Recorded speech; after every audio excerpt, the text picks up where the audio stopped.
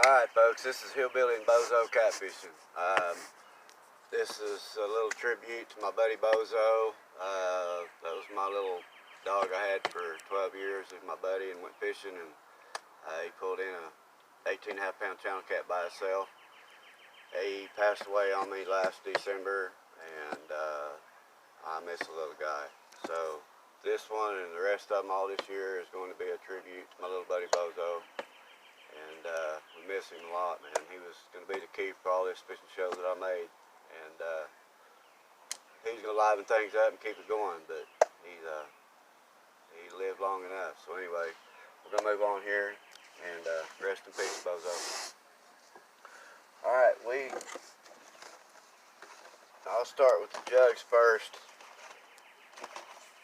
This, what I use on my jugs, is actually my rod rig up.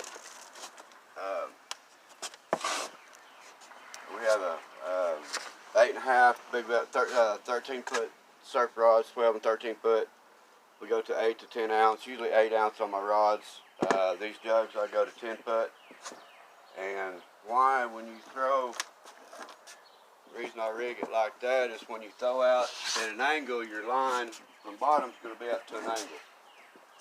When you come up off of that, it lets your bait kind of drop down, and you're not as to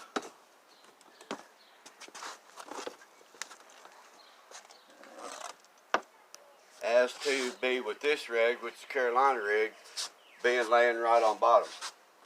Your weight and your bait is everything is right on bottom. And the reason I rig up with the other sinker with my hook up above like that is, my opinion, I've had it done when you're on bottom like that, and you start to go to reel it, y'all know that you have to hold your rod high and start reeling as fast as you can to keep them getting hung up. You're dragging that sinker a ways before you can get it lifted up and get it off the bottom, and you got your hook trailing right behind it. So if there's any debris, rock, or anything, you're hung up. As since to this rig, you can go, now this is my jug line, so we don't have it rigged up that way, but you can go not near as far on a catfish rod. You'd want about a foot at an angle, and then your deal's dropping down.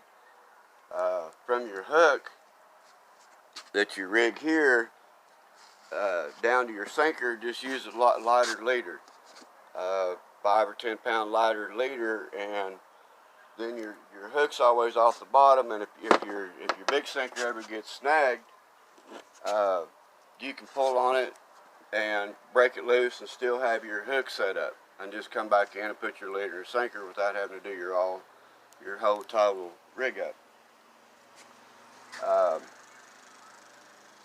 Now the reason I use for jugging, this rig would be the best, where you have a slip sinker, you got your sinker and your line below it.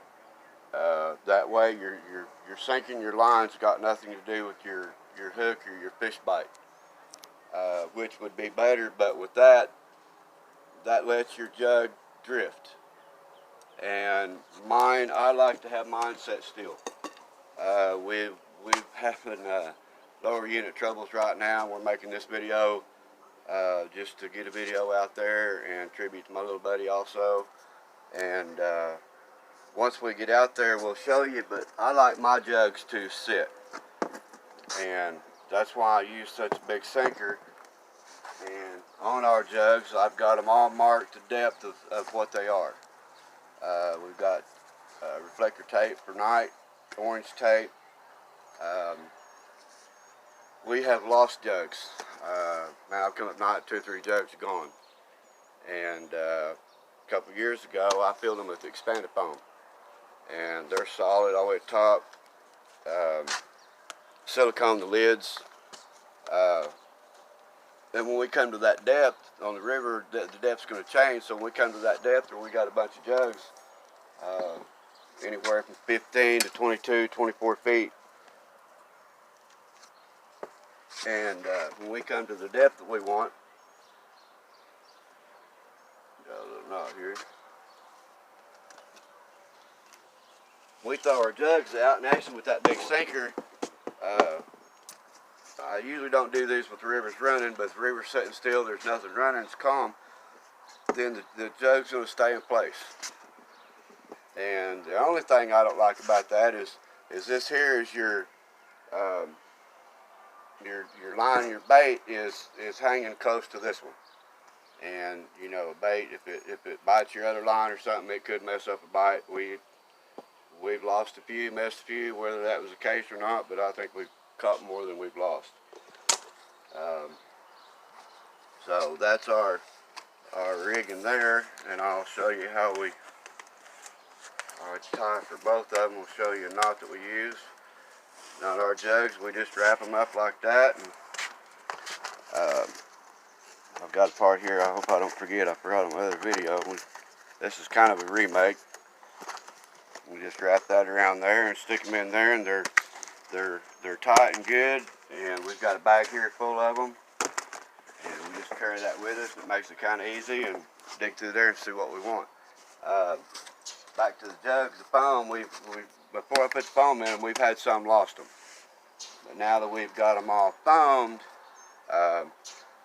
looking for the future videos that we're getting ready to make, I've had 50, 55 pounders pull these jugs. And they're about halfway under. You can figure it's a 50 to 55 pounder.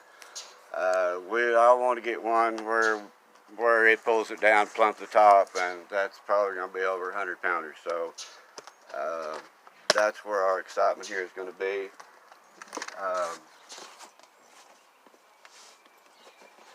Fishing on the Verdigris River. We're going to try to put Oklahoma on the map, because we had a video last year. Go back and it's catfishing on the Verdigris, where we hooked one big enough that he pulled my boat for over a quarter mile. And we're going back after that fish again. And we've had these hooks here straightened out, and if we get any of that this year, these are about an 8-9 aught rig up. Yeah, let me go back here. I did that last night. I'll just re-rig one. Okay, instead of showing you on the jug, I'll rig one here real quick, show you how I tie my jigs, or my jugs. So this is a basic knot. I use this knot for everything. Tying my hooks, crappie, bass. I've got my tie-up rope hooked with this knot. This is just a good all-around knot that I use. I do not know the name of it. It has a name. I do not know it. My stepdad showed it to me many years ago. Just go in through your eye and twist it, and the more you twist it, the stronger it's going to make that knot. If you got a light rig or something small, crappie, just maximum probably of 2, maybe 3 turns. I've done that, and tie your knot. But this is a pretty simple basic knot. It's pretty quick. Go through the eye there when you made at your eye, and then back through that loop and pull it tight. And the more you twist it, the longer this part here is going to be, and the stronger it is. I've never had that knot break or come apart or anything. We start off with our jug there, or our sinker. Now on my jugs, I'll usually come about 3 or 4 foot off. With this big line, this big 200-pound nylon line, my first one, I just tie it up and do a loop. The line's big enough, you can do that, and it's quick.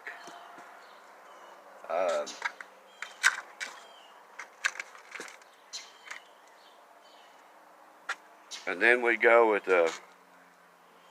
just a single swivel on both ends. And we're getting ready to make a change on this. I'm changing what I do, because these style of, we've been using these style of swivels with the clip on them. big fish has got on them and they broke them, pulled them out of these little clips, and we've lost, I know, big fish because of these. So I'm eliminating them off of my jugs. What we was doing a tie from off of your sinker. We'd just make another loop and do the same thing, a loop knot, and just go up through there and tie it and make a loop out of it. The same way we did this here, and then come out with our, we had one of these at the end, but even these big ones, these are pretty good size, but even these big ones, we've had bad luck with them. So we're going to tie off of our hook. I won't go into tying all of it, but we're going to make a loop knot with the leader and just tie our hook solid to our line. And then when I roll our jugs up, there's no hooks or nothing on it, so we'll just undo the loop here, undo it and pull it off, and we're going to get some styrofoam or something and stick our hooks in it. Before we had these here at the end. Actually, there's one right there, none made up. Awesome. I knew it was there the whole time. And actually we had just go through your live, stick it through there and run that through there, and that's pretty quick for tying and untying something if you got stuff that you want to take on and off. Real simple. But like I said, you can see that one there is bent. It's been bent probably from last fish we had. So we're just going to eliminate those and get rid of them.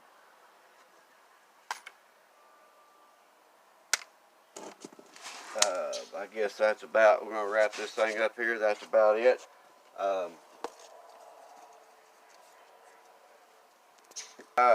This is about the only two different rigs. We're going to wrap this up here. It's about the only two rigs I use. This one here is for my catfishing off the bottom, throwing out long rod, big rods, lake or river, whatever. This one here, if we ever do, which we are going to do a video of it, we're going to do some drift fishing. And actually two kinds of drift fishing. We're going to drift just straight on the river, just float in the middle. We're going to do some chum this year. We're going to see if we can't lure that big fish in. There's only one way he can come from, that way or that way. So we're after him, and we're going to do some drift fishing. And this will be the rig that we use there. Just a leader, swivel, slip sinker, and we'll just be fishing over the bottom of the boat there. And then sometime this year, later this year, we're going to do this one. You can also take this rig, instead of the 8 ounce, we'll put a 4 ounce or 3 ounce of lauder light on it. And I've never seen any other videos of this. I've done it once. It's pretty fun. Just get out of the lake at night, full moon, catch the wind 3, 4, 5 miles an hour. The wind will usually blow your boat sideways. You got about 3 plus for foes, and you can throw this out with a lighter, lot lighter sinker on it, where you're not going to drag or hang up, and just let the wind of the boat pull you along, and your sinker is going to be off the bottom, and then your bait up here on this here is hanging. So instead of the fish sitting somewhere still and the fish coming to you, you're out looking for the fish. And that's pretty fun. So we're going to get some videos on that. So we're going to wrap this up. This is all the, y'all do the like button, subscribe. Like I said, we're going to do Verdigris River, Oklahoma. There's some big ones in there, and we're going to get some videos out for y'all pretty soon, and show y'all some exciting fishing. So hit them like buttons, subscribe, and let's go fishing. Fans, I hope y'all liked that video. This is a tribute to Bozo. We're down here, as you can see, on beautiful Lake Eufaula. We got our boat problems done. As soon as we get them fixed up, we're going to be back out on the lake. Thanks for watching. Hit the like buttons, subscribe. We're going to put the Verdigris River here on Oklahoma on the map. So y'all subscribe, you're going to get it first. Like I said, this is a tribute to Little Bozo. We got a picture of him. We got him over here on the other side, and he's always there with me. So rest in peace, Bozo. We're gonna miss you, little buddy.